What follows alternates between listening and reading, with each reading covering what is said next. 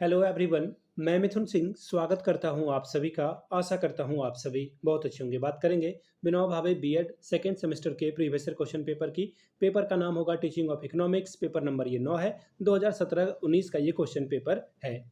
एक बात मैं आपको बता दूं, अगर आपको पिछले 5 साल के क्वेश्चन पेपर चाहिए, आपका 2 मेथड पेपर और 3 कॉमन पेपर, सब कुछ आपको 49 रुपीज़ में अवेलेबल करा दिया जाएगा ताकि आप एग्जाम बेहतर ढंग से लिख पाएँ। दूसरी बात, 199 रुपये में आपको सजेशन प्रोवाइड कर दिया जाएगा। सजेशन का मतलब होता है वेरी वेरी इंपॉर्टेंट क्वेश्चन, जो एग्जाम में घूम फिर के बार बार आते हैं, वही क्वेश्चन आपको यहाँ पर दे दिया जाएगा। यहाँ से मेरी ईमेल आईडी आप देख लें, yourmithunsingh@gmail.com पे आप मुझे मेल कर सकते हैं। इंस्टा पे अगर आप हो, डू फॉलो मी @imithunsingh। वहाँ के आप मुझे व्हाट्सअप कर सकते हैं 7979054474 पे। एक बात मैं आपको बता दूं, इसमें ग्रुप ए जो कि एमसीक्यू है वो कवर होगा, ग्रुप बी जो कि शॉर्ट क्वेश्चन आंसर है वो प्रोवाइड होगा आपको, और ग्रुप सी जो कि लॉन्ग टाइप के सवाल है वो आपको प्रोवाइड कर दिया जाएगा। यहाँ से मेरी ईमेल आईडी आप देख लें, yourmithunsingh@gmail.com पे आप मुझे मेल कर सकते हैं। इंस्टा पे अगर आप हो, डू फॉलो मी @imithunsingh। वहाँ के आप मुझे व्हाट्सअप कर सकते हैं 7979054474 पे। तो चलिए, Vinoba Bhave BEd second semester teaching of economics के पेपर को देखते हैं 17-19 में किस तरह का सवाल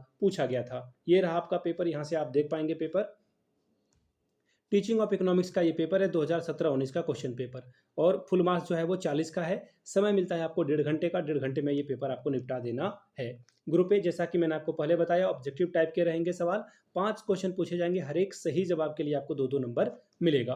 पहला सवाल, highly poverty prone state in India is, Bharat में सर्वाधिक निर्धनता प्रकोप वाला राज्य कौन सा है? बिहार और झारखंड, बिहार और उड़ीसा, बिहार और एमपी, या फिर बिहार और यूपी? तो देखिए, सबसे ज्यादा गरीब बिहार और यूपी आपको देखने को मिलेगा। ऑप्शन नंबर 2 सही होगा। अगला सवाल, data related unemployment in India is published by, Bharat में बेरोजगारी के आंकड़े एकत्रित एवं प्रकाशित करने का काम कौन करती है? ठीक है, देखिए इस तरह के सवाल ना आपको इंस्टीट्यूट के बारे में अच्छे से जान लेना चाहिए। ठीक है, सवाल क्या था? भारत में बेरोजगारी के आंकड़े एकत्रित एवं प्रकाशित कौन करता है?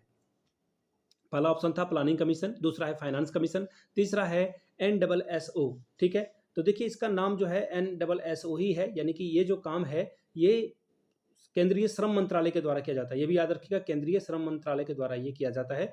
तो ऑप्शन आपका क्या हो जाएगा? ऑप्शन नंबर 3 आपका सही हो जाएगा। चलिए आगे बढ़ेंगे नेक्स्ट क्वेश्चन की ओर। Sorry, human development index has been given by, यानी कि मानव विकास सूचकांक किस अर्थशास्त्री ने इसका कॉन्सेप्ट दिया था? ये जो है किसके द्वारा दिया गया था? तो देखिए ये जो ऑप्शन है आपके यहाँ पे, जो नाम आपको दिख रहा होगा यहाँ पे, देखिए एडम स्मिथ का नाम है, अमर्त्य सेन का नाम यहाँ पर है।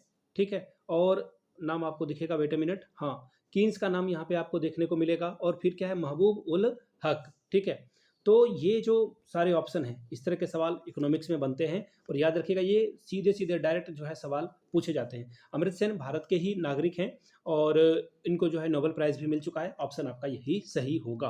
अगला सवाल, the largest bank of India is, यानी कि भारत का सबसे बड़ा बैंक कौन सा है? तो देखिए सबसे लार्जेस्ट बैंक की अगर मैं बात करूं इंडिया की, तो अब ये HDFC बन चुका है।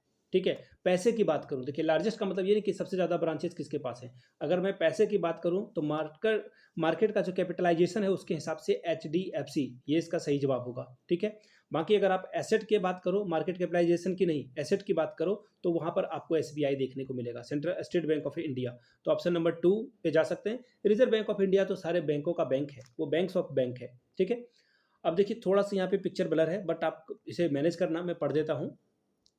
The largest commercial bank of India is, Bharat का सबसे बड़ा वाणिज्यिक बैंक कौन सा है? ये सवाल आपसे पूछा गया है। तो देखिए, यानी कि भारत का सबसे बड़ा वाणिज्यिक बैंक कौन सा है? ठीक है, तो देखिए यहाँ पे बोला गया यूनाइटेड कमर्शियल बैंक, फिर है पंजाब नेशनल बैंक, फिर है स्टेट बैंक ऑफ इंडिया, फिर है बैंक ऑफ बड़ौदा। तो यहाँ पर फिर से एक बार स्टेट बैंक ऑफ इंडिया सही जवाब होगा।